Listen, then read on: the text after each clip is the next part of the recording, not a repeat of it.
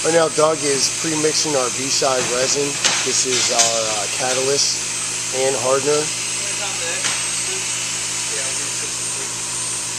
Pre-mixing it because the catalyst is actually lighter than the hardener, so it tends to flow towards the top. So what he wants to do is get a thorough mix. Cole, the other guy to the left, he is pouring the A-side resin. It's a 2-to-1 ratio.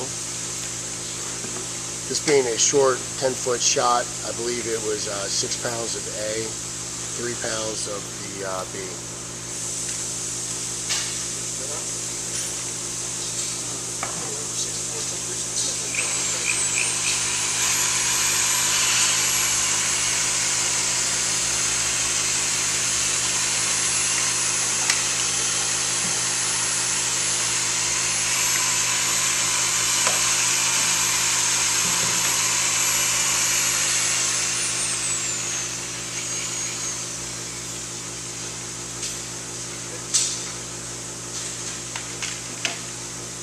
Now what he's doing is pouring in 3 pounds of the B-side resin. Since we're down here in Florida, it's about 85 degrees ambient temperature, so we're using a hot weather blend.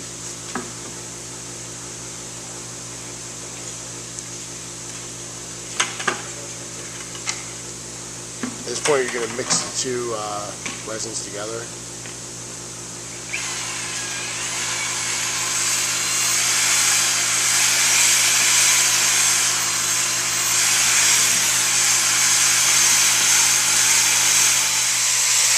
This is a 100% solid epoxy resin. Gives a 0% shrinkage.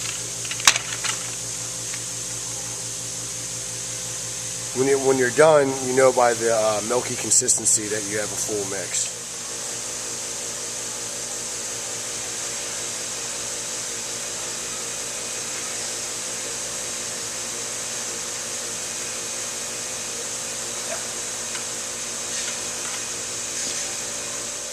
What they're doing now is they're resealing the liner,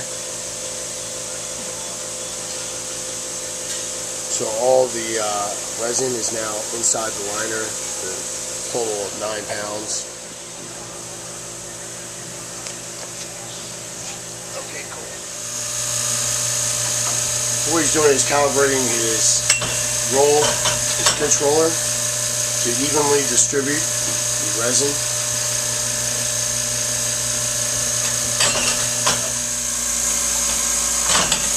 Right now you can see the saturation of the liner, and the vacuum is pulling the resin into the felt material.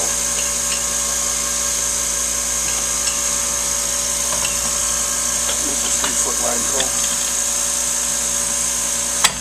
Stick it up my hand. Okay. Visual. Okay.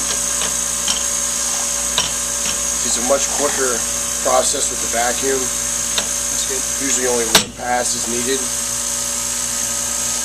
We're done saturating out the liner.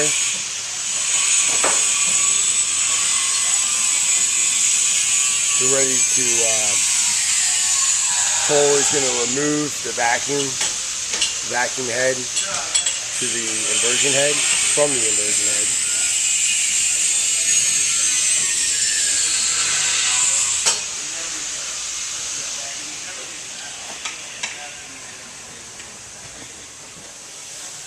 And what he's done now is he's removed the tape, which is now going to be the far end. That will be the end out towards the main.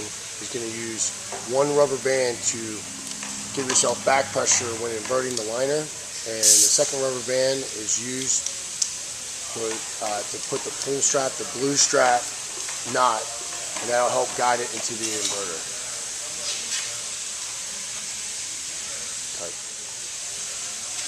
So at this point they're winding the lining material into the inverter. RJ is going to oil up the liner. This is going to reduce any friction, helping the liner to invert on itself.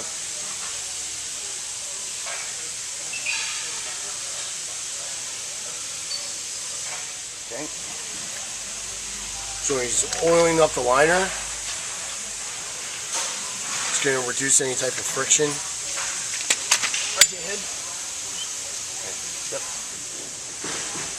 And he's going to lubricate up the head real well. That's fine. Because all the liner has to pass through this one single point, so you make sure you get a good oil. At this point, they're attaching or just taping a guide delivery hose. This is cut specifically for 3 feet 4 inches of material. This way, that's the point in which they wet the liner out to. Okay, he's introducing this into the pipe. Now the man's going to take this, and you're all the way out.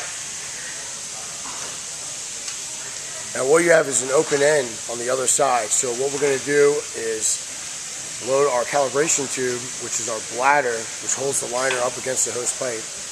We're going to cut the guide tube right now. Now he's going to attach, he's cutting a 4-inch slit in the liner material. Cole is now attaching the pull strap to the calibration tube. Pull strap is what's used to pull the calibration tube back out from the pipe after the 3-hour ambient cure. Doug's going to put a final tape around the knots to ensure a good seal.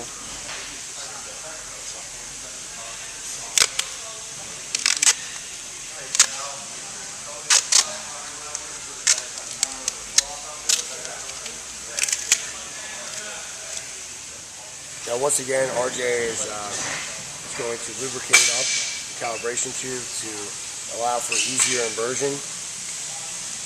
Doug is just winding it up into the inverter. And Cole is going to cam lock the inversion head to the nozzle.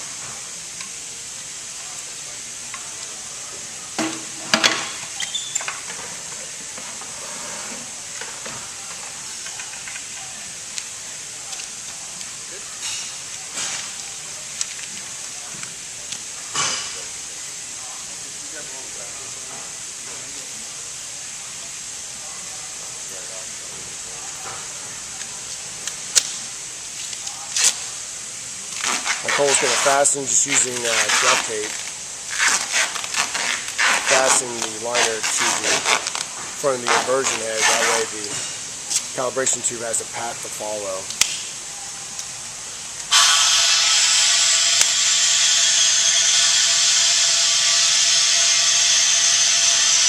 Doug's releasing the calibration tube at approximately 8 to 10 psi.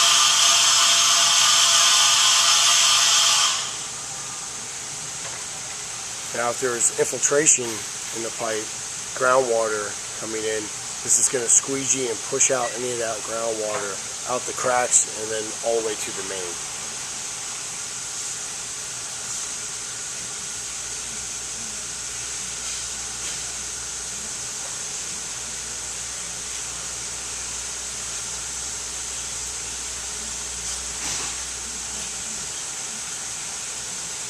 Now the calibration tube is cut 2 feet longer than the liner.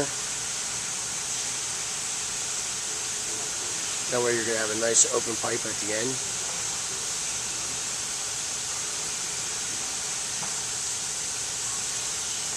Okay, at this point Cole is going to use the pinch clamp. This way you're keeping positive pressure on your lateral line. Because if you were to lose pressure in your lateral, infiltration could come in creating a pocket. So he's going to clamp it off, and Doug is going to release all the pressure in the tank, the air in the tank.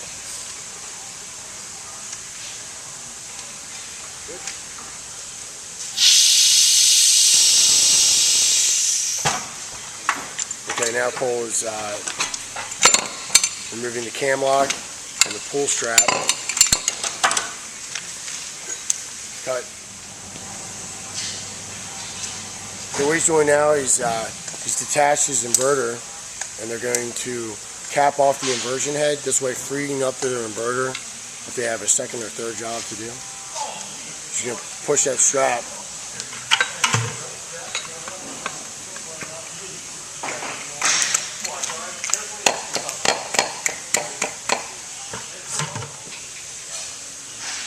Now Doug's going to air up, put air back on the inversion head, and Cole will release the pinch clamp. This way keeping positive pressure on the lateral the whole time, never lost air.